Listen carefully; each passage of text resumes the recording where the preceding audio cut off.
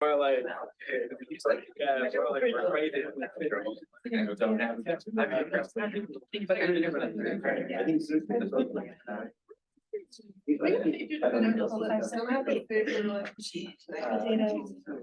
Oh, yeah.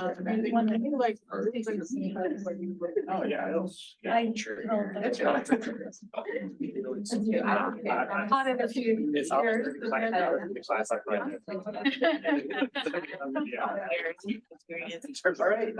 welcome everyone.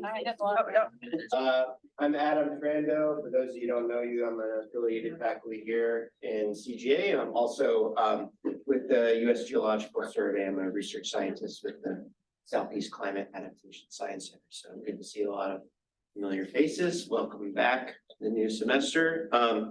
And I'm very excited to introduce our speaker today, Dr. Jen Costanza. I've known Jen probably 17 years now, so something like that. And Jen and I have worked together and collaborated a lot over the years on from her time at NC State she started as a postdoc at NC State in the up in applied ecology in the cooperative research unit where I was at the time. And then she was a research professor here at NC State, and she's been with the US Forest Service since 2020. And so Jen we work on sort of similar type of problems sometimes in terms of these thorny issues of climate change and land use change, which is just like a mess to try to pull those threads together. But we give it the old college try. So Dr. Jen Costanza is a research ecologist with the USDA Forest Service Southern Research Station and the Center for Integrated Forest Science. Dr. Costanza's research aims to understand how forests and landscapes have changed in the past and the ways in which they may change in the future. More specifically, her research includes modeling forest dynamics in response to disturbance management, climate, and land use change, and understanding and quantifying the effects of climate and land use change on forest disturbances. Check out our review article on that from a couple of years ago. As well as relating landscape patterns and connectivity to services derived from forests and other ecosystems, including wildlife habitat, biodiversity, and water. And so it's my pleasure to introduce Dr. Jen Costanza to talk about modeling threats to the nation's forests driven by global change.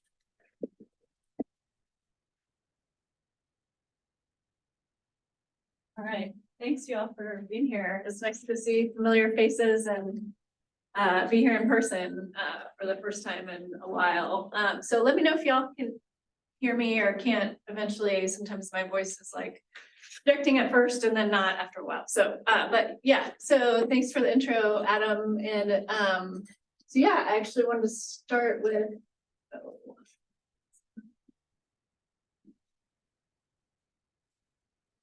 good point on screen. Good point on the screen.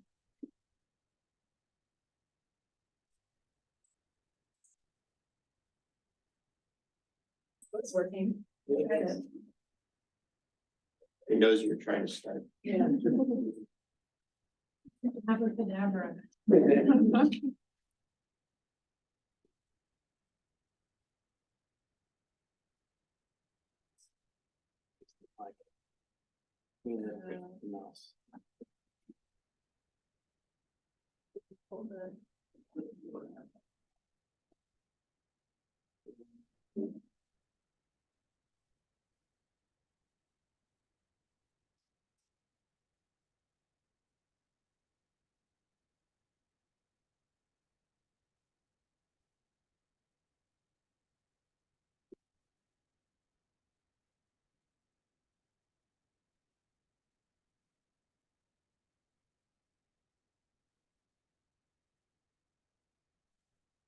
Okay, yay, thanks.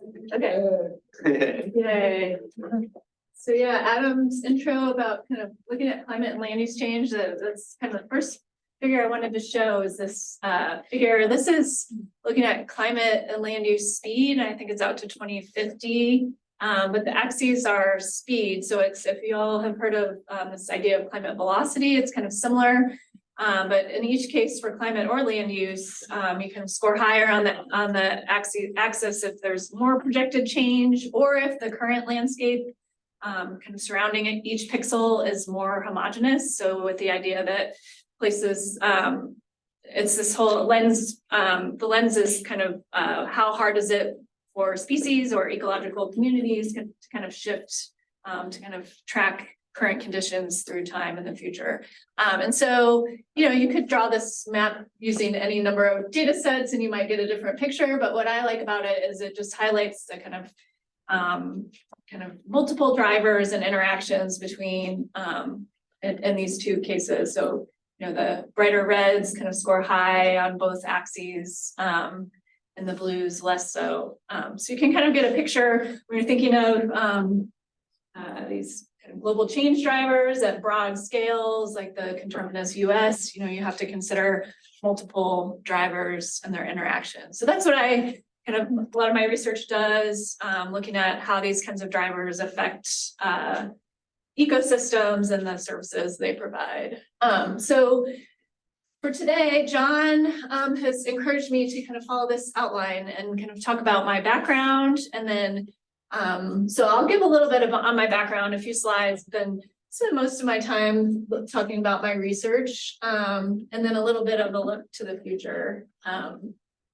And so, yeah, so starting off, just kind of a little bit about my career trajectory and how I use a geospatial perspective.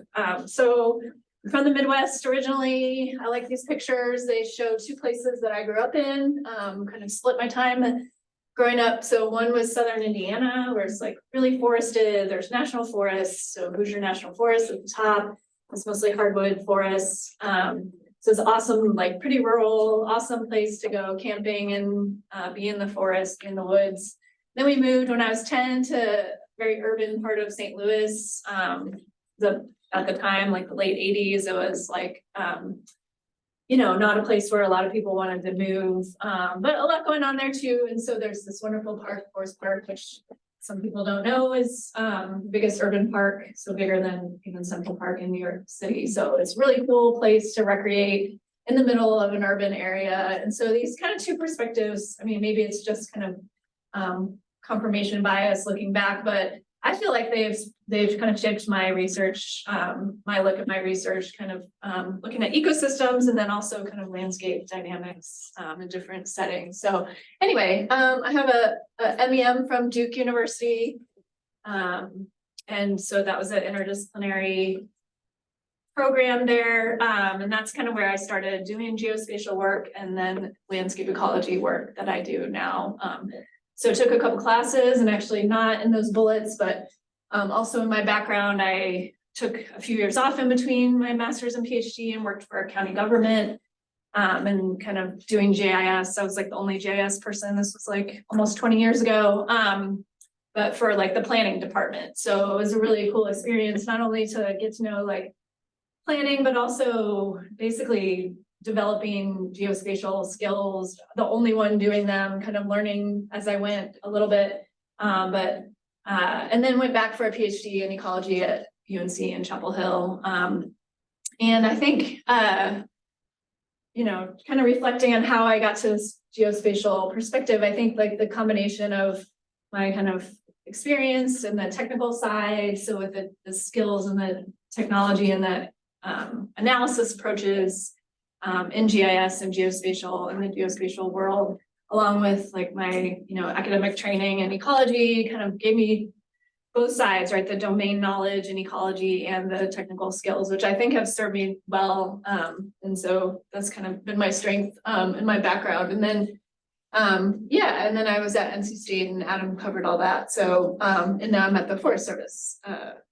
So I'll skip to, yeah, so broadly, my interests are in global change drivers, climate and land use change, like as we saw, also do a lot of work with how forest disturbance and management can affect forests and landscapes. I've also done some work in connectivity and landscape pattern.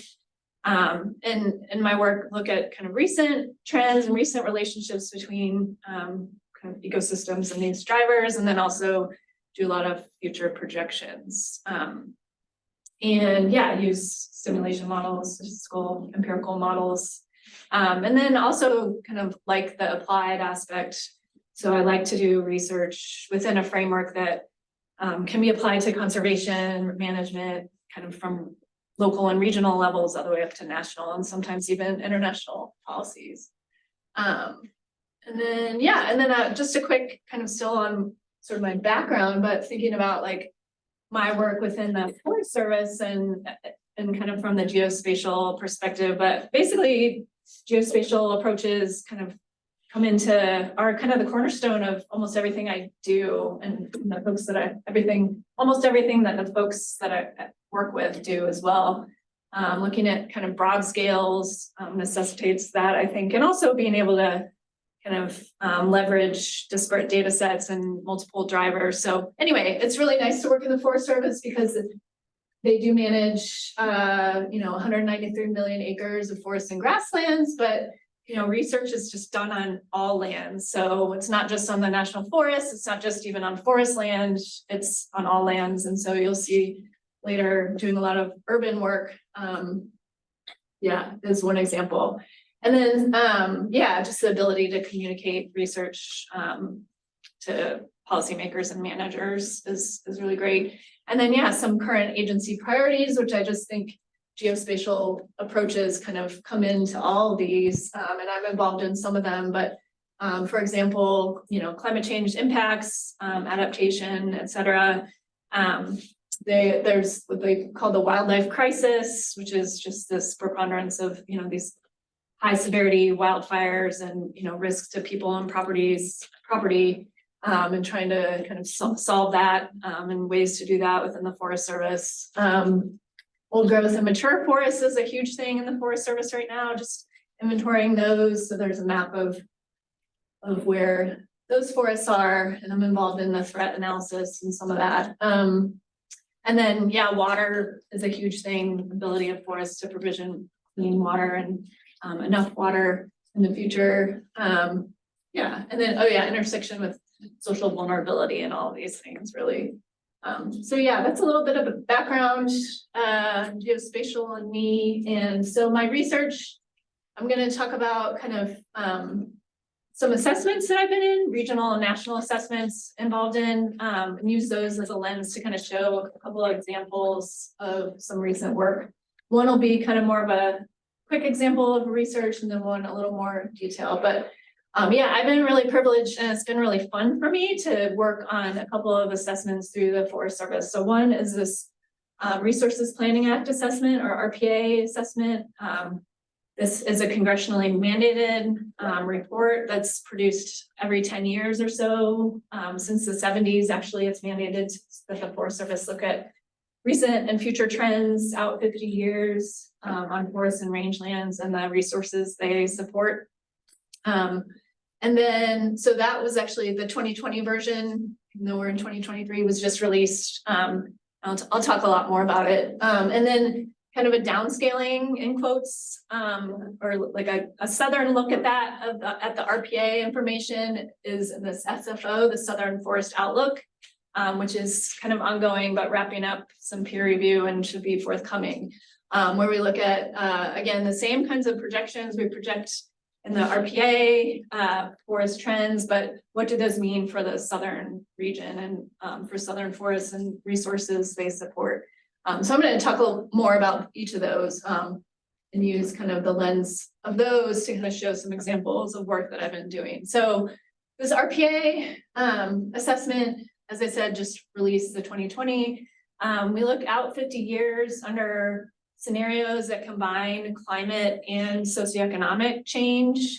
So we use 4 scenarios and 5 climate models each to look at 20 futures. And I think it's a really unique assessment in that a lot of assessments kind of synthesize existing information, but we use these integrated data sets to look at the future. And while we produce this report that kind of it gets presented to Congress and communicated at that level, it's also meant for kind of managers and policymakers as well. But underlying it is a bunch of science that we do. We publish papers and we publish data sets. So it's a really nice, for my personal kind of career, to kind of scaffold some of my research within that, and I'll talk more about it. But we do look at the conterminous US, so US wide, and yeah, you can go to that website to get more information. But some of the resources, oh, that's funny. Some of the resources that we look at in RPA: forest resources, forest products, rangelands, land resources. So we look at land use, project that over time. Disturbance, so I lead the disturbance chapter. Water resources, outdoor recreation, and wildlife. So I'll just, oh yeah, and then again, the scenario approach, we look at in the RPA, 2 levels of warming, a low and a high, and then 3 levels of socioeconomic growth that are paired with the different levels of warming. So if 1 low and then 3 high warming with a low, medium, and high socioeconomic growth. And then we look at, again, climate models within that. And we use that, we use those, and those are kind of based on IPCC scenarios. We use those kind of global scenarios to produce projections of income and population at the county level. And then we also use climate data that's existing. Then from that, we project future land use at the county level, and then downscale it to a 90-meter resolution, what we call spatial realizations of the county level land use for the future scenarios. And then we look at a bunch of different resources again. So there's a bunch of information available. I'm going to go through just some high-level results of that report, and some of these are not ones that I've led. But just to give you an idea of what's out there, because I think it might be it's probably of interest to folks here. But you can go again to that website and download supporting information and data sets as well. But here in the land resources chapter, one of the kind of headlines, we've seen developed lands, the footprint of developed land use increase in the past, and not surprisingly, but developed lands are projected to continue to expand in all scenarios by 2070. And the bars are those different scenarios that you saw on a couple slides ago. And there's more, and then the groups are by region, so Pacific Coast, Rocky Mountain, South and North, or North and South regions of the country. Yeah, so there's more developed lands, less forest, for example, by 2070. And the change by area is more in the South, so more forest loss in the South, and it's more under the high socioeconomic growth scenarios. And then in the biodiversity section, it looked at a bunch of different threats to ecological communities, and this is actually recent, so not projecting, but just recent threats, recent stressors. And kind of added them up to get to a final aggregate stress index at the bottom right. And yeah, the headline is that for native ecosystems, if you kind of overlay these on where native ecosystems exist, that population growth and development stand out as being the biggest threats. And then with water, there's actually a little bit of good news, is that water use has actually been declining, and per capita water use has been declining in many parts of the country. And I think it's 64% of counties, it's actually declining over that 10-year period. So the recent trend has been a decline due to technological advances and community regulations. And then there are projections of future use as well. And then I led the disturbance chapter, so I'll just talk about a little bit of work we did on drought for disturbance. But basically, I said that the RPA has been around since the 70s and been doing these reports, but this is the first time there was any kind of national roll-up or national look at disturbance trends. So we did this for the latest report. And so given, increases in wildfire, we hear a lot about drought effects, invasive species, insects. We included current trends and where we could future projections of these disturbances across the US for forests and for rangelands. And so I'm not going to go into a lot of detail on all that we did, but I just wanted to show a little bit of what we did for drought exposure. And we looked at kind of how forest exposure to drought might change in the future under those climate scenarios.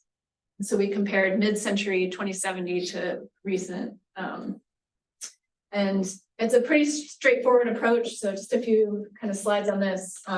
Really not anything earth-shattering on the geospatial side of things, but again, it's like the first time that folks have kind of dug in on this side of things. So we're talking about forest exposure to drought.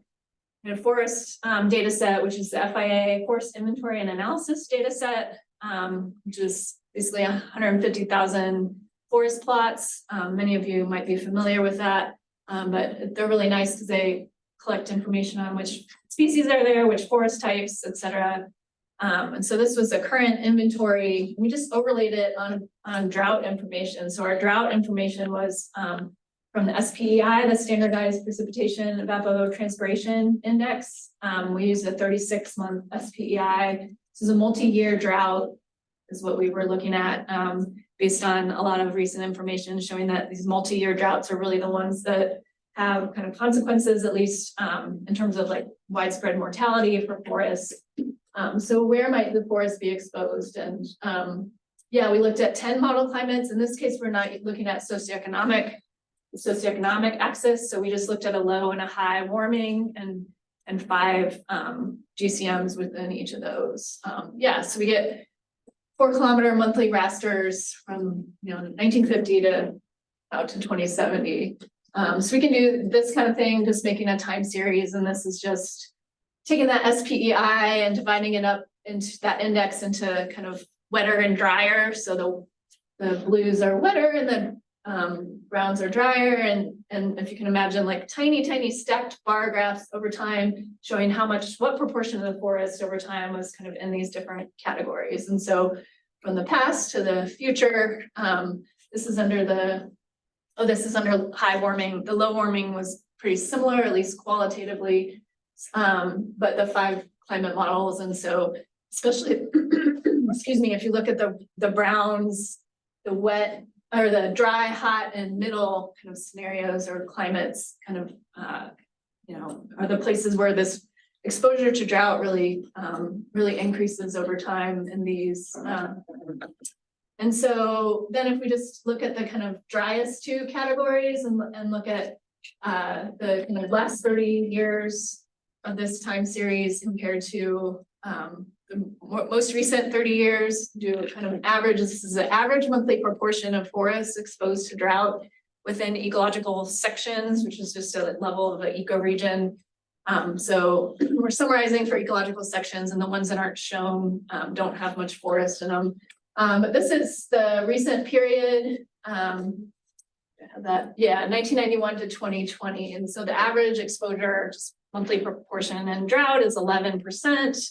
And then when we look in the future, it jumps like about, get about a threefold, tripling, sorry, can't get that out, tripling of exposure. So, it's a pretty straightforward analysis, and we're just looking at exposure here. But the kind of headline is that, on average, across all ecoregions, across all these futures, we get about a tripling of monthly proportion exposed to drought.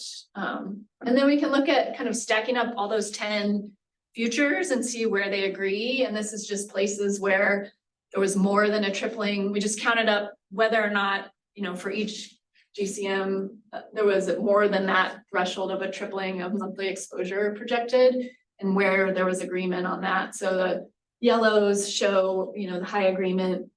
Where other studies have shown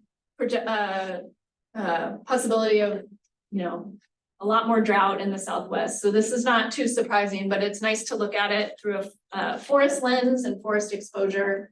And we can drill down on the FIA data and say, places where I think it was 8, 9, and 10 models agreed, so at least like 80% of the models agreed which forest types were in those areas. And so these can be places of future priority for, say, the Forest Service, either where we know certain management techniques could be helpful in helping these forests adapt to drought, or where more research is needed. Like, for example, in ponderosa pine, I know there's been a lot of studies showing thinning can be really helpful. So lower basal area can help ameliorate drought impacts.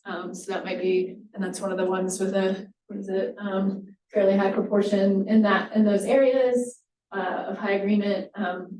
Oak hickory is actually in there, and I think there's been some recent work showing that we're actually not sure how we think of oak hickory, oak forest in particular as being fairly drought resistant, but actually there's some evidence as climate changes and you get hotter and hotter droughts that might be that might not hold up for that species. So maybe more research needed, especially in light of these projections. So anyway, so on the RPA work, again, we're looking at recent and projected changes, and yeah, we have lots of resources available. I'm happy to talk more about that. And for the drought stuff, the simple story there was it's tripling of drought exposure by mid-century compared to the recent 30 years. And yeah, in the Southwest for sure. And then thinking about which forest types occur there, and and we can point to some strategies and some priorities for some of those forest types. And then just making the point that on the drought, that we're looking at exposure here, which is just kind of the tip of the iceberg in terms of like the actual impact, and actually have worked with a postdoc in Rob Scheller, and we're looking at effects of a recent drought in Texas and trying to tie that to the FIA, sort of documented effects on the forests and FIA. And then I also really have always liked this framework of ecological drought. And so again, if you look where we are, we're looking at meteorological drought and with climate change, and that's kind of at the top. This figure does a nice job of laying out the different components of kind of what's happening with drought, both on the ecological side, so yellows, and then the kind of the human side, and how exposure really is just one piece of the puzzle leading to impacts. And so we have things like human water use and land use change and landscape conditions, landscape context, and the kind of sensitivity of some of these forest or tree species to drought, which then would have actual impact on the forest and ecosystem services. And so I think we're moving toward that within some of my research, but then I think the RPA framework in general is set up really nicely to get at many of these aspects. So that's where we're going to head for the next RPA. So kind of sort of putting RPA aside, but not really, because we'll use a lot of the same data sets, but switching to this Southern Forest Outlook. And I want to give an example of some work I'm doing for that. So this is a kind of regional look at the national RPA results and projections using the same scenarios. And there are kind of a few main focus areas. So there's a climate and land use piece that kind of gives an overview of how climate and land use are projected to change for the South. There's a fire chapter or fire issue, a water issue, and then a forest markets or forest product markets issue. And so I'm working on this water issue, and we're synthesizing existing science on kind of what we know about how climate and land use change might affect the ability or might affect provisioning of water resources, water quality, water quantity, but then also doing some new regional modeling with those climate and land use scenarios of water quantity and quality and implications for things like drinking water. So one piece of that modeling is that we needed some future projections of how impervious surface might change. And so that's what I've been working on over the last year or so.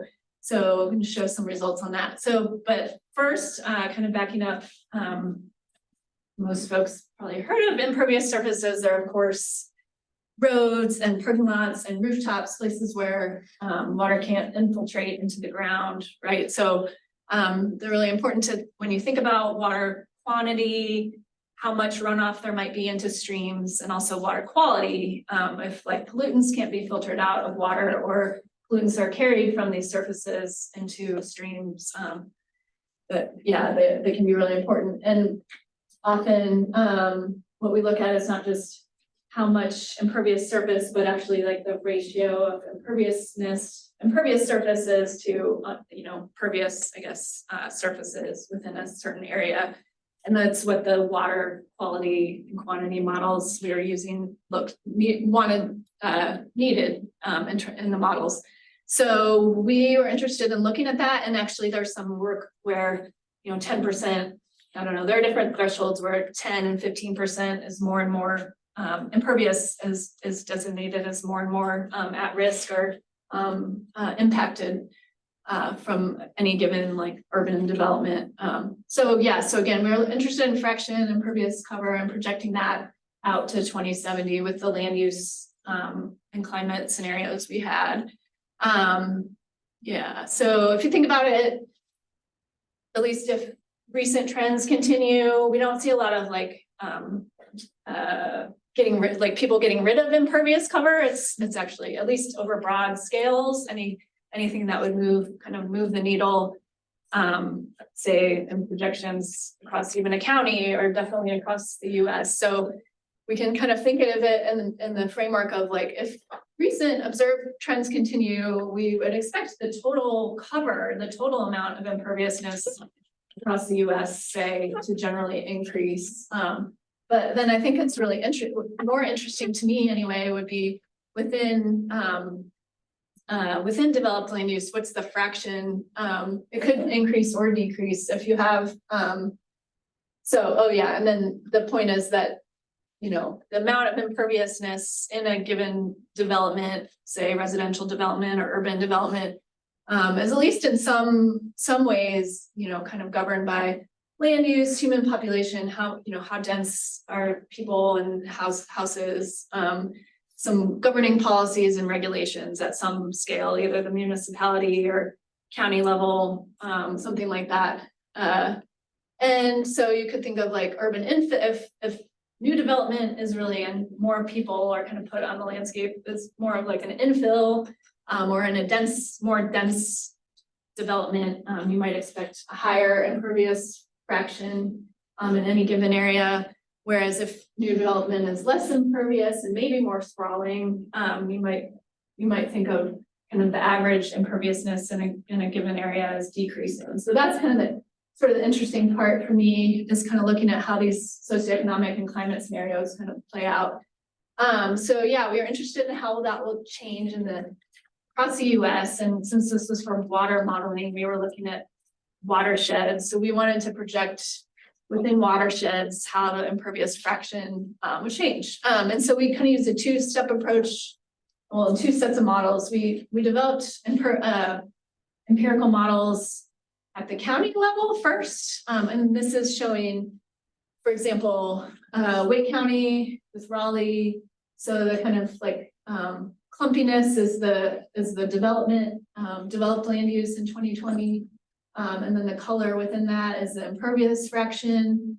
And then the red is Wake County, the red are the county boundaries, and then the blues are the watersheds. So you get an idea of like counties being much bigger than these watersheds we were working at, but kind of how that plays out. So we started with the county level model. So, and this was all circa 2020, we developed an empirical model based on county level information, thinking that, again, that sort of policies and local land use trends at that level would be better at accounting for, better let us model impervious fraction rather than actually jumping right to the watershed scale. And then we kind of used county level information to put into the watershed level model.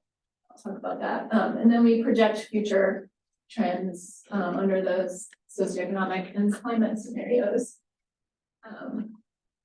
And so how we did this was all based on RPA work, RPA information. So we needed like a recent land use map, and to know where the developed land uses are and and then a recent impervious map. And then we needed matching kind of land use projections. So we got all that from the RPA work, to overlay the developed land on the impervious from NLCD. And this is kind of what our sort of empirical response variable looked like in 2020. And so this is coloring each watershed by the proportion of, or the fraction impervious on developed land in that watershed. So it's not saying the whole watershed is developed. It's kind of a chloropleth map showing that where developed lands are in that watershed. That's the kind of level of imperviousness. So that's kind of, you have to kind of keep that in mind as the mental model of like, that's what we're trying to project then into the future. Yeah, and so we did that again, the county level empirical models. So we used beta regression models with model averaging, and a number of different predictors, but the one, and we did it by region of the country. So those are the general regions. And we kind of put a bunch of predictors into the models for each county and looked at which ones performed best. And so the one that was kind of most consistent over all the regions was this population per unit of developed area. So it's like basically a population density within developed land use, had a positive coefficient in all the models, and was actually in all the models. And then we also used other variables which were in different regions and some were not. They kind of varied in their relationships, but we used this county level human population from the RPA and county level income, the proportion of the county and the alternative land uses, developed crop, pasture, and forest, and other land use. Some information about elevation and slope within the county, and then a indicator variable just for the US state. So we developed this empirical model at the county level. And then at the watershed level, we kind of stepped things down. And so we, again, use the same kind of framework. And so the two variables that were kind of in all the regional models and had the most consistent relationship, it was a positive relationship, were variables about what's going on in the county. So it's, the impervious fraction, the average impervious fraction in developed land in the county had a positive relationship with our model at the watershed level. And then the fraction of the county's developed land that was in the given watershed, thinking that there would be a higher correspondence between the county and the watershed if the watershed is more representative of the developed land in that county. And then we use other variables that are listed there. They're very similar. Some kind of landscape pattern information as well within the watershed.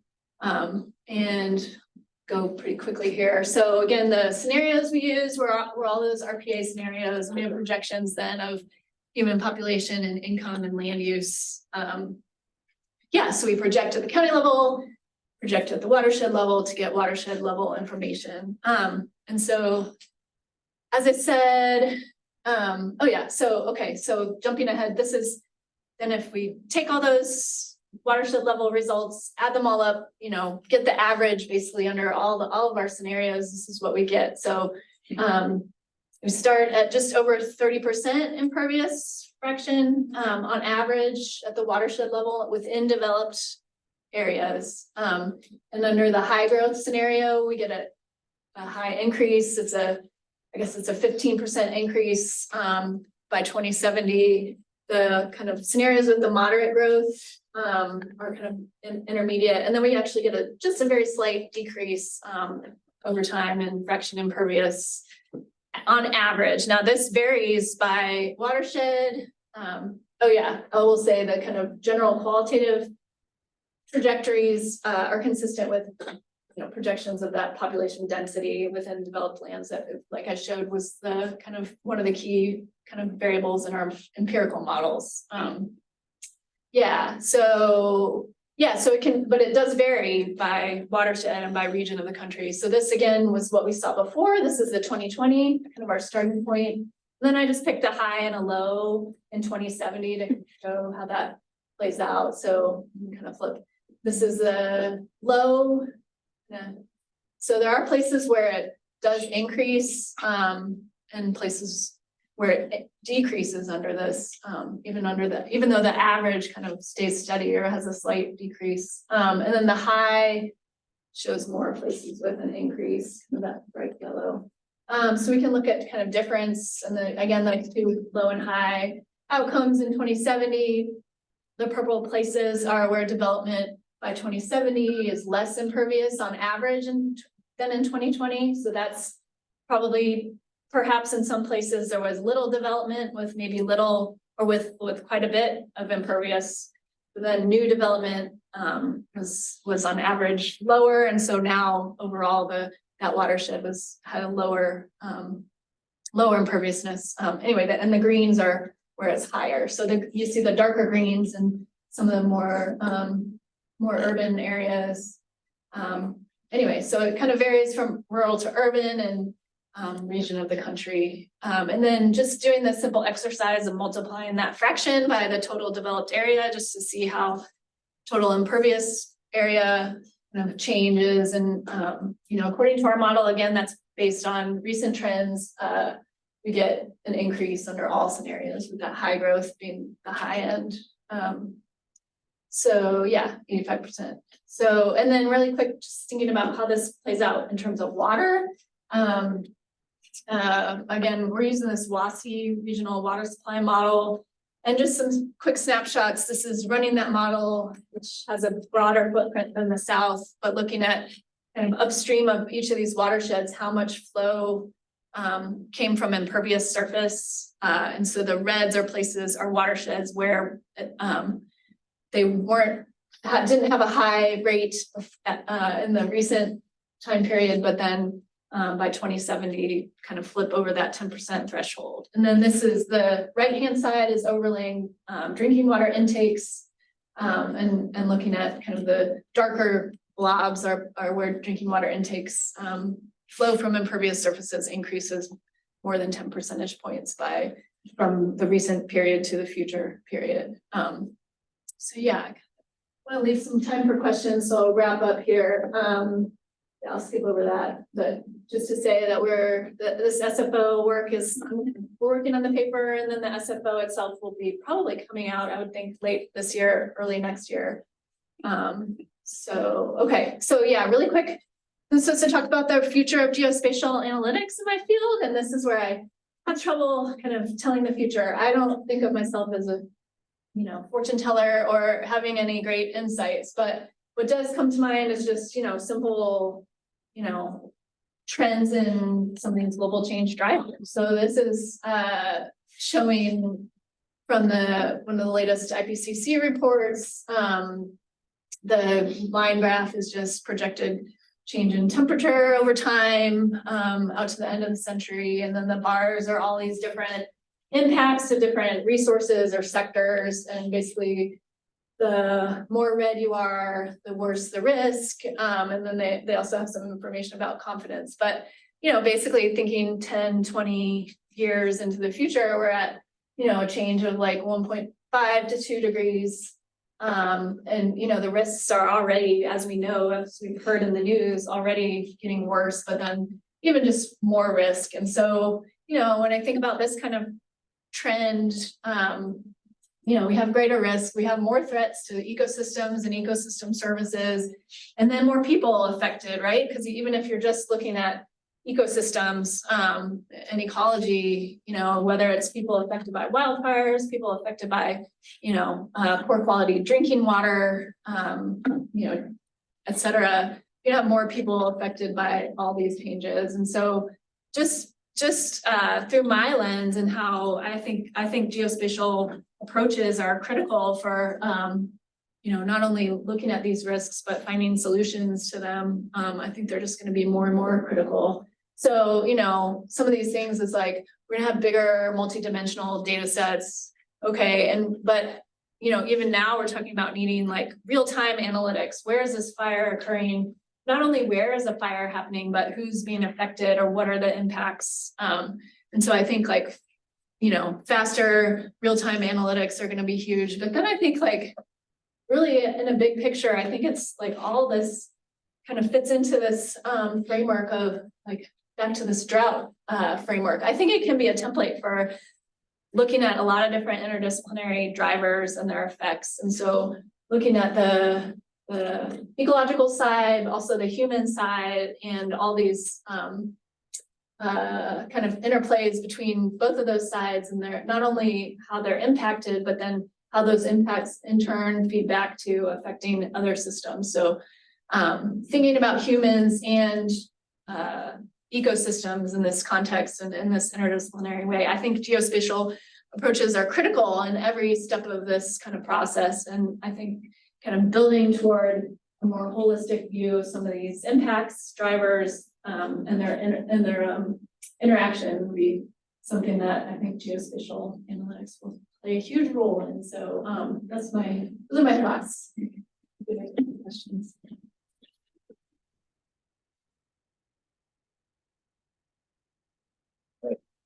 Thank you, Jen, and we have some time for questions, so open up to the floor. Yeah, saw your hand first, and Asia. Thanks. So I guess how, if you have a sense, how does the content and messaging of the resource planning assessments changed, you know, even in the past few decades, since there's just so many more ways to monitor forests and disturbances? Yeah, since even like 2000. Yeah, and well, I'll say, so on the disturbance angle, there really hasn't been any content on disturbances till now, but just generally in the RPA, I think, so going back even to the 70s and 80s, it was more about like resource demand. So like what forest products are being used and what does that mean for forests? And that was kind of that lens. And then in 1990, there was an amendment to the act that like mandated this RPA that said you have to incorporate climate change. It was like around the early 90s. And I think if I'm not mistaken, 2000 was kind of the first time where climate change was even considered. And then even in 2010, it was more of a like county level look and not as much of a spatial look, if you will. And definitely not these integrated scenarios. So I think, so yeah, I mean, it's been going from like no disturbance to having something in there very recently, but then even on the climate change aspect, it's been just like in the last decade or so, or a little more than a decade, but about a decade that's really been like a kind of front and center kind of issue within that. Yeah. Thanks. My question refers back to that, I think it was like the heat and socioeconomic projection kind of graph you had going on there. And I was wondering for, I guess like the data and the modeling, do you use historical median household income, or how is the income calculations done considering how minimum wage and income hasn't kept up with inflation?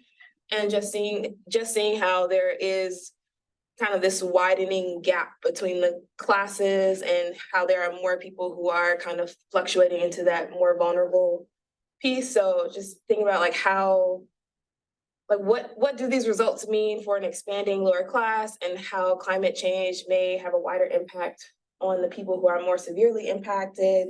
Like how does this change, or does it change at all, how you all communicate your results or your findings with the broader general public and those who make the decisions? Yeah, my gosh, that's a lot. Well, and it's something that we don't do very well, I'd say. So, well, to back up and answer the first part of your question, I wasn't involved in the income projections themselves. Those were economists that work for the Forest Service. And I, to be honest, don't know a lot about, they have a paper in +1. I can share the reference.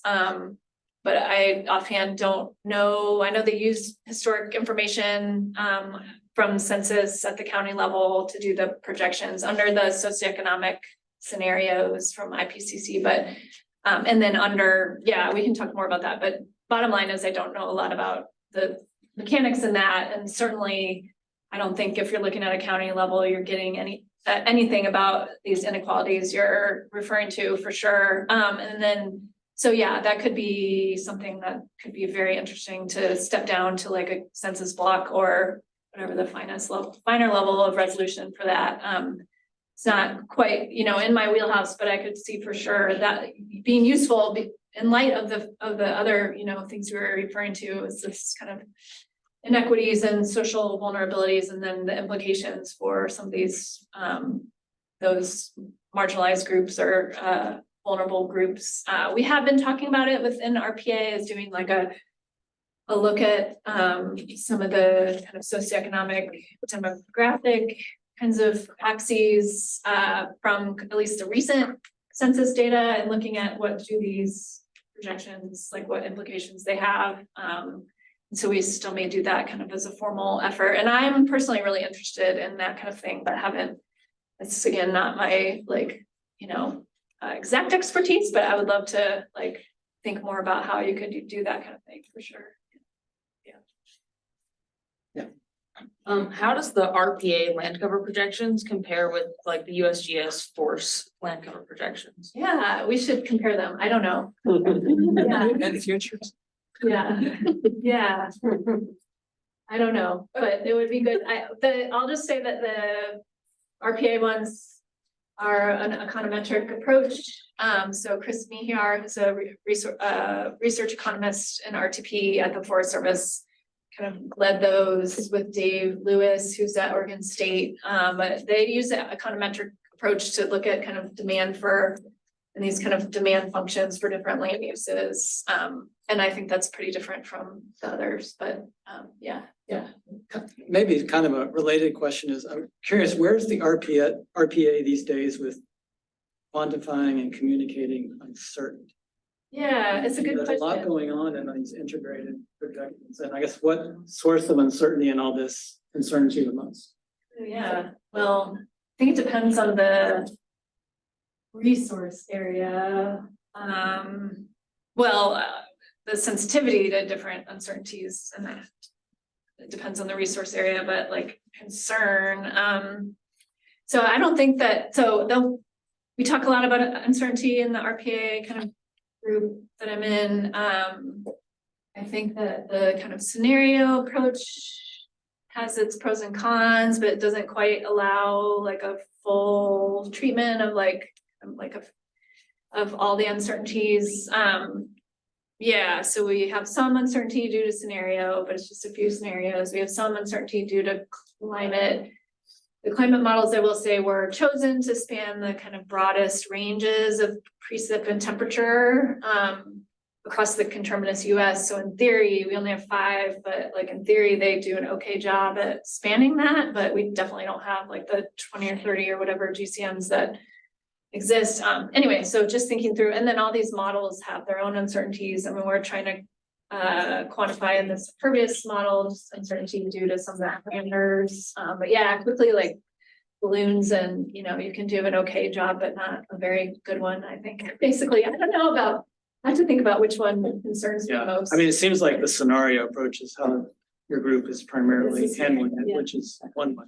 Which is, I think, okay for communication, but on the science side, can be just harder to, get at the whole range of uncertainty for sure. Yeah. Do you or your team use any participatory data sets, or have you all thought about incorporating that into your work or your analysis in the future for any of those? Yeah, I have done only a little bit of work on that. I know within the RPA, there's a recreation chapter, and they've done a lot using a bunch of like everything. Oh, and there's a wildlife chapter, and they're using some like eBird information, but the recreation chapter uses a lot on like I will say like scraped from the internet kind of, or like, well, that's not really participatory, but just trying to think of like sort of similar data sets anyway, and like looking at visitor use. But yeah, actually on the participatory side, now that I'm thinking about it, we really don't, and we should do more. The only thing would be like eBird a little bit. Yeah, I know there are like climate and weather data sets, like those are usually the oldest and longest running data sets. So I just didn't know if you all incorporated any of those like very like from the early 19. Yeah, no, we're not, but that would be cool if you have ideas about that. Yeah. This FIA Participatory. No, we have groups that are trained. Definitely not. There's some urban, I guess there's an urban section of RPA that where they do some, I wanna say they maybe do some stuff. But yeah, that would be the only other place. We got one online. Yeah. Oh, Question okay. online. I got a question from Sky online. Are there any models regarding carbon sequestration or species composition changes in regard to this data? Oh, yeah. So there's a lot of work on carbon that I didn't talk about for the RPA. Someone in my group, actually, John Colston, does this, he does this biennial report on carbon.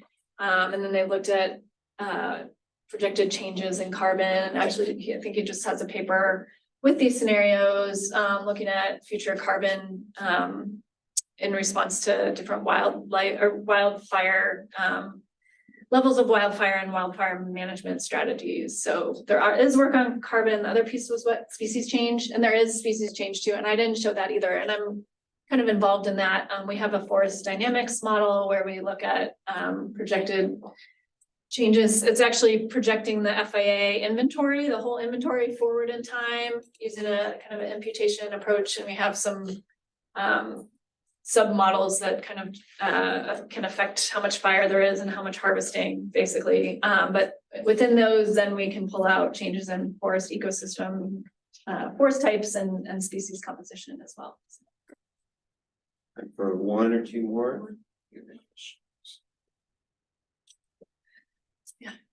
I guess kind of going back to the like community and stakeholder engagement.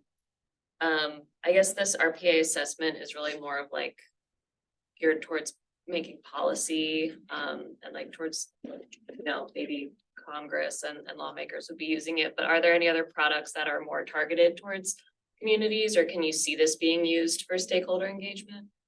Yeah, that's a good question. That's where we struggle with the kind of broad lens, and then making it, I mean, certainly like a lot of the data sets would be useful for local analysis, but in terms of like actually on the shelf kinds of messaging or direct use or direct communication, I think we would like to do more of that, and in theory it can be done, but kind of I don't know, it's maybe a personnel, like we just don't have a lot of times the kind of folks to be involved, I guess, or to do that kind of work on the ground. I'm trying to think of some other example or some other things came to mind, but yeah, and this SFO, the southern part, southern kind of downscaling does have engagement, at least from kind of local and state level folks in the actual development of it. And so in that way, it's a little more local. But again, it's not necessarily like working with folks in like a participatory way. Yeah, so, but we should do more of that. Are you talking participatory kind of development of the research or kind of after the fact messaging to both maybe? I guess more after the fact messaging, or like having products that communities could use to advocate for like, yeah, like a more local change or policy, as opposed to like federal policy.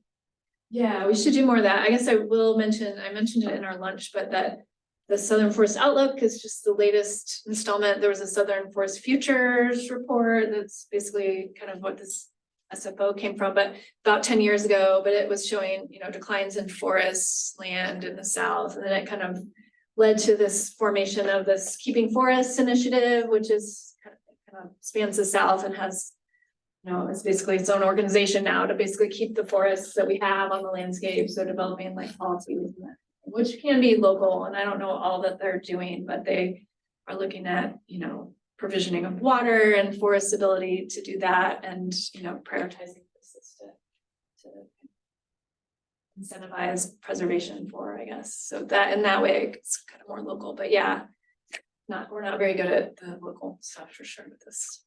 I mean, your agency does have, in my opinion, the only part of the federal government that does that kind of reach in the communities, which is extension through USDA.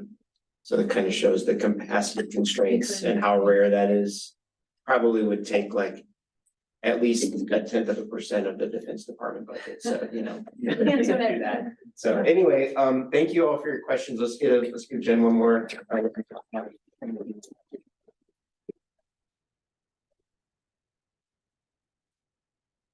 Thanks, everyone. Have a good afternoon.